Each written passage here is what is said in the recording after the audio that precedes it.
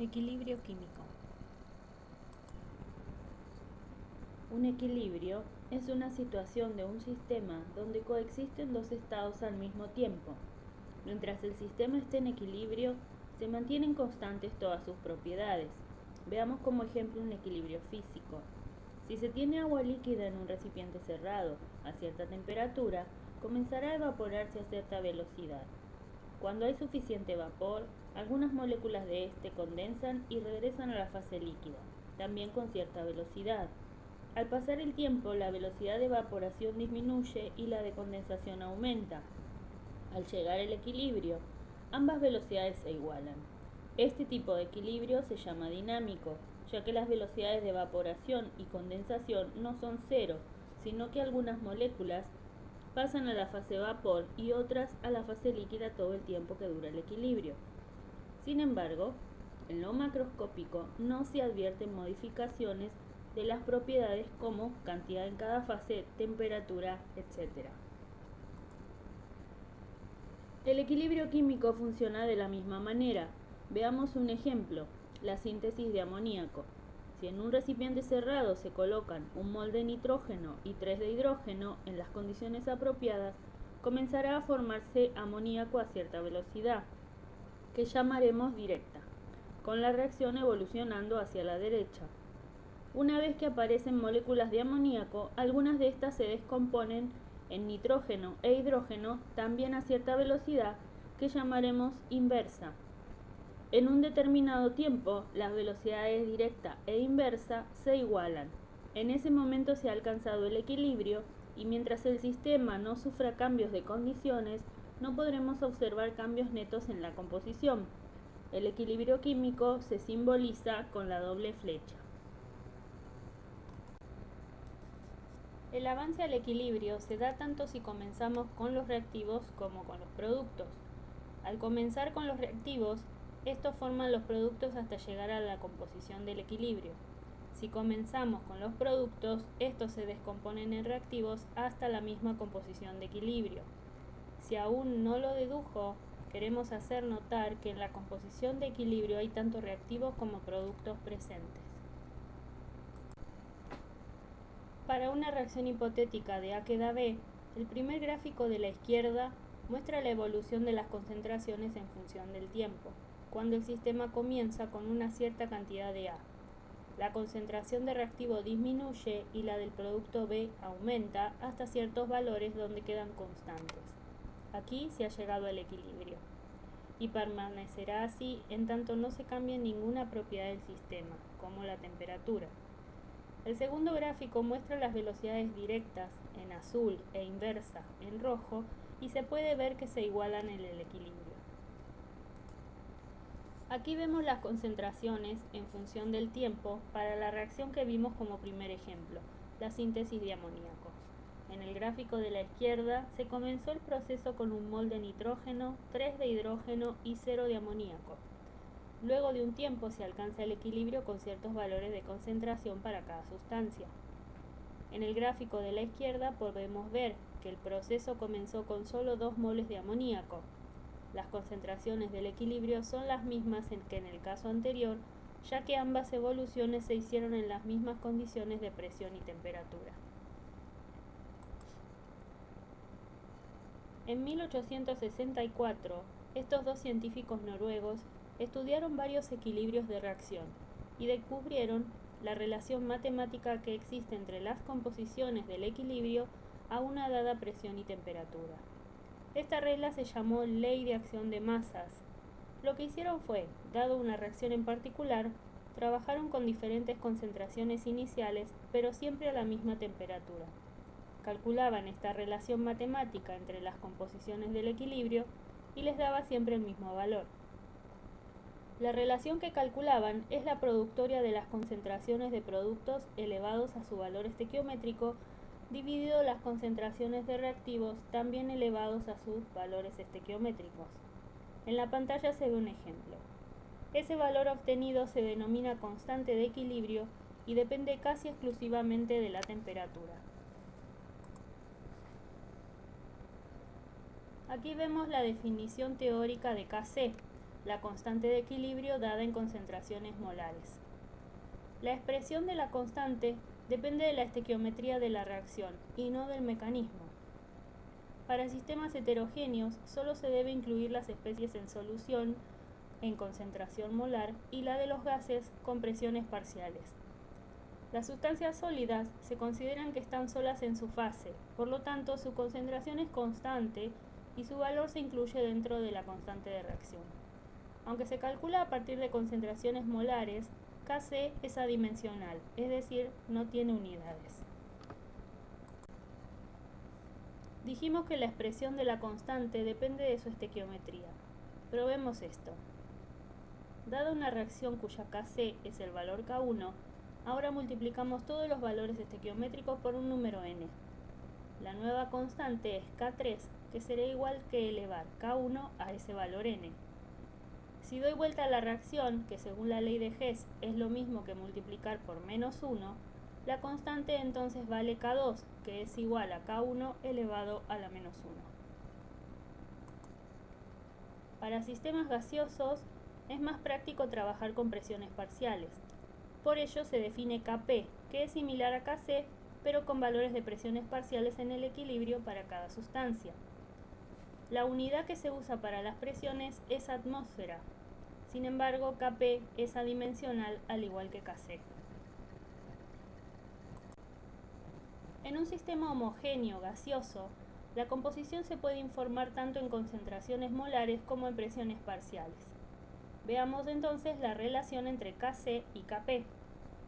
Para la reacción en pantalla todos los componentes son gaseosos, así que podemos utilizar la ecuación de los gases ideales para cada componente. P por B es igual a nRT. Si pasamos dividiendo el volumen, nos queda la presión en función de la concentración molar. Si hacemos esto para cada componente y luego sustituimos cada presión en la expresión de Kp, nos queda una productoria de concentraciones molares, es decir, Kc, multiplicado por RT elevado a un valor que será la suma de los valores estequiométricos de los productos menos la de los reactivos. Este valor lo llamamos delta N gaseoso. Dos aclaraciones para realizar los problemas numéricos. Primero, delta N gaseoso solo incluye los componentes gaseosos. Recuerde que se obtuvo a partir de la ley de gases ideales. Segunda aclaración, son los valores estequiométricos, es decir, los que están escritos en la reacción, no los valores que le dé el problema en particular. Además, nos vamos a detener en un detalle importante. Si se calculan las composiciones en concentración molar y en atmósferas, ¿cómo pueden las constantes ser adimensionales? La respuesta está en que estas constantes también pueden deducirse a partir de la termodinámica. Y recuerde que en termodinámica y funciones de estado solo se pueden calcular variaciones del sistema y se necesita un punto de referencia.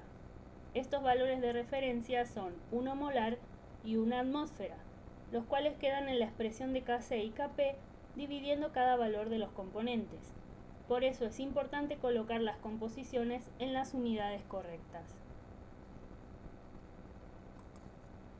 Veamos ahora un sistema heterogéneo, es decir, los componentes están en distintas fases. Un ejemplo es la descomposición de carbonato de calcio. Si escribimos la relación de concentraciones en el equilibrio, nos queda la concentración de óxido de calcio por la de dióxido de carbono dividido la de carbonato de calcio, todas elevadas a la 1, ya que esos son sus coeficientes estequiométricos. En este caso, tanto el óxido como el carbonato de calcio están en fase sólida y aunque pueden mezclarse, no están en solución uno con el otro.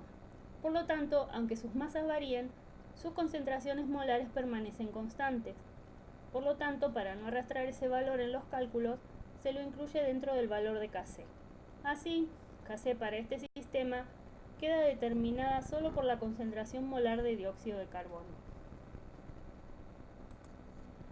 Veamos ahora qué información acerca del sistema nos puede dar la constante de equilibrio.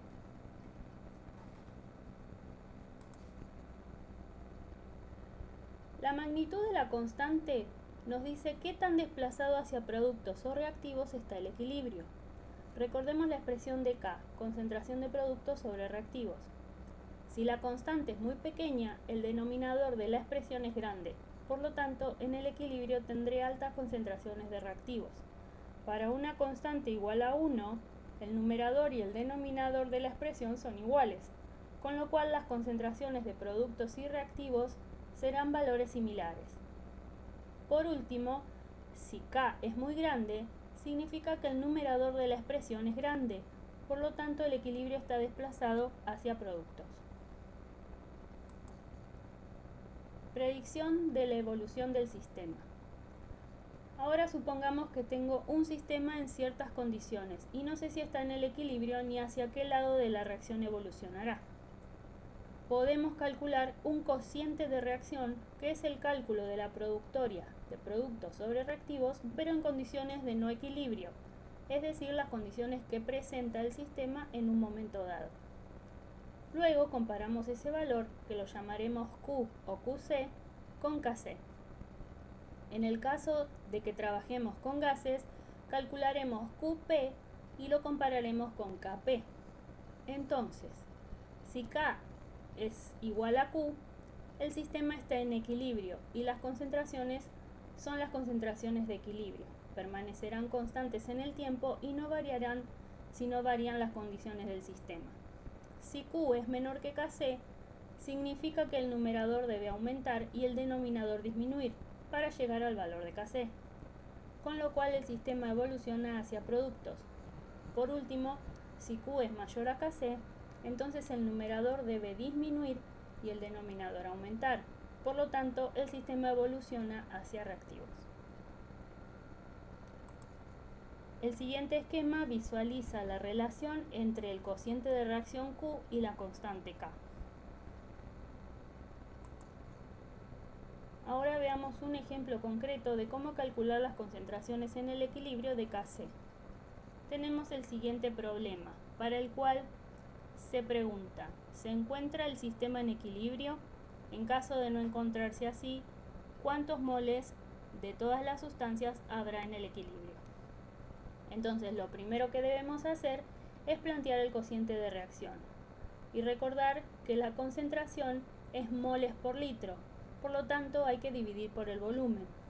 El cálculo da 0,25 y como este valor es mayor a Kc, sabemos que primero no está en equilibrio y segundo, el sistema se desplazará hacia reactivos.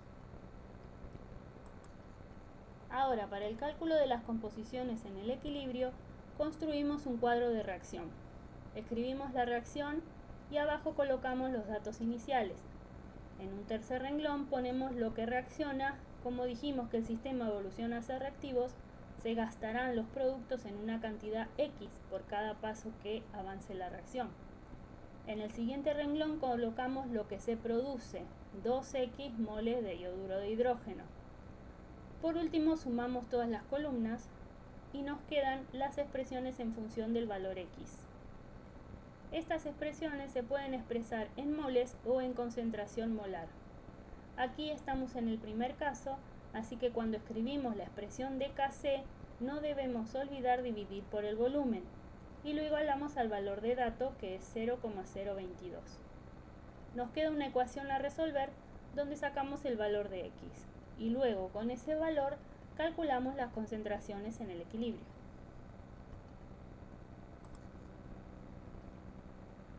El principio de Le Chatelier dice que dado un sistema en equilibrio, si se cambia un parámetro, el sistema evolucionará hacia un nuevo equilibrio con el fin de minimizar el efecto de la perturbación. Este principio permite predecir hacia dónde evolucionará el sistema frente a una perturbación inducida. Veamos qué factores afectan el equilibrio, como el agregado de reactivos o productos, la variación de presión y volumen en una mezcla gaseosa y la variación de la temperatura. Tengamos en cuenta que solo la temperatura afectará el valor de K. Al agregar un reactivo, en la expresión del cociente de reacción queda aumentado el denominador, así que para volver al valor de K, que no varió, debe disminuir el denominador.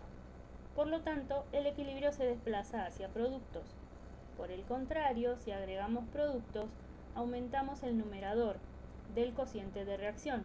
Por lo tanto, para volver al valor de K, el numerador debe disminuir y el sistema se desplaza hacia reactivos.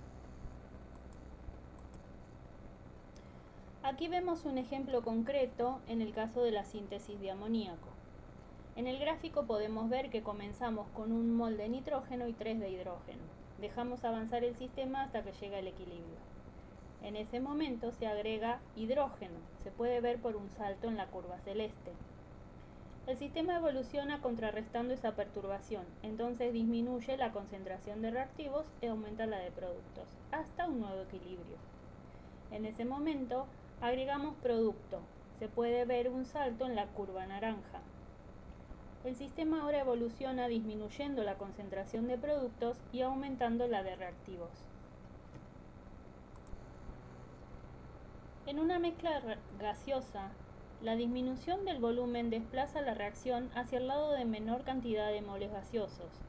Esto puede comprobarse escribiendo la ecuación de Kc y reemplazando las concentraciones por mol sobre volumen.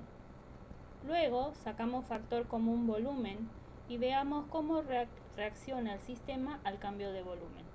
La productoria de moles tendrá que acomodarse ya que el valor de Kc no cambia si la T es constante. Ahora pregúntese, ¿qué pasa con los sistemas que tienen igual número de moles en productos y en reactivos cuando varía el volumen? Si desea, detenga aquí el audio y piénselo. Por otro lado, el aumento de la presión total mediante el agregado de un gas inerte no afecta el equilibrio, ya que las concentraciones o presiones parciales de los componentes permanecen constantes. La temperatura es el único factor que hace variar el valor de K. La dependencia de K con la temperatura tiene que ver con el valor y el signo de la entalpía de reacción. Para las reacciones endotérmicas, la constante aumenta con la temperatura. Para reacciones exotérmicas, la constante disminuye al aumentar la temperatura. Usando el principio de Le Chatelier, podemos explicarlo colocando el calor de reacción como reactivo en reacciones endotérmicas y como producto en reacciones exotérmicas. Si en una reacción endotérmica aumentamos la temperatura, le damos calor al sistema, y eso es como si estuviéramos agregando un reactivo. El equilibrio se desplaza hacia productos. En una reacción exotérmica, al aumentar la temperatura, agregamos calor al sistema con el mismo efecto que tendría agregar un producto. Entonces el equilibrio se desplaza hacia reactivos. Aquí vemos dos casos reales que ejemplifican lo explicado en la diapositiva anterior. Note los valores de las constantes a distintas temperaturas dadas en Kelvin y relacione con el signo de delta H. Aquí tenemos algunos ejemplos más sobre el tema. Un catalizador es una sustancia que al estar presente en el sistema hace variar la velocidad de reacción. Los catalizadores positivos aumentan la velocidad de reacción. Esto se debe a que la reacción ocurre por otro mecanismo que tiene una menor energía de activación que el primero. Aclaramos el concepto. A la derecha se observa un gráfico de la energía del sistema a medida que progresa la reacción. El proceso comienza con la suma de las entalpías de los reactivos. Luego la energía aumenta porque durante el mecanismo de reacción se forman intermediarios que son más energéticos. Para que la reacción ocurra, el sistema debe superar un pico de energía, como se ve en la curva naranja, para luego terminar en la entalpía de productos. La energía de activación es la diferencia entre el pico máximo y la energía de reactivos, y es la energía que debe adquirir el sistema para que la reacción se complete. En el gráfico también se puede ver la entalpía o calor de reacción, que será la entalpía de productos menos la de reactivos. La curva verde muestra el mecanismo con un catalizador positivo. Puede verse que aquí la energía de activación es menor. Al sistema le cuesta menos energía completar la reacción y por lo tanto aumenta la velocidad. Algunas aclaraciones. Primero, el catalizador aumenta tanto la velocidad directa como la inversa. La energía de activación de la reacción inversa es la diferencia entre el pico máximo y la entalpía de productos. Segundo, el catalizador no afecta a la termodinámica del sistema. Eso podemos verlo en el gráfico, en donde las curvas con y sin catalizador empiezan y terminan en el mismo nivel de energía.